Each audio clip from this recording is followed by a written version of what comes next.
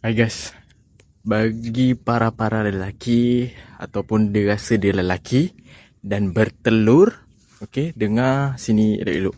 Okey. Kau sebagai lelaki, kau ada tanggungjawab. Okey. Kalau kau nak kahwin, tanggungjawab kau lagi besar. Okey.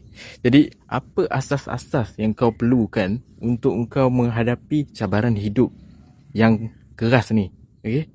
Jadi daripada aspek lelaki, kau kena 4 penjuru hidup kau ni kena perform. Sebab apa?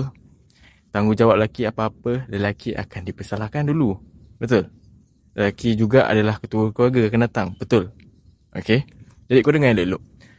First, kau kena fit in physical and mental. Okay? Kenapa physical dan mental ni perlu? Sebab apabila kau perlu nak bekerja, kau tak rasa mengah. Okay? Kau perform kerja kau. Kau nak bergerak ke sana ke sini.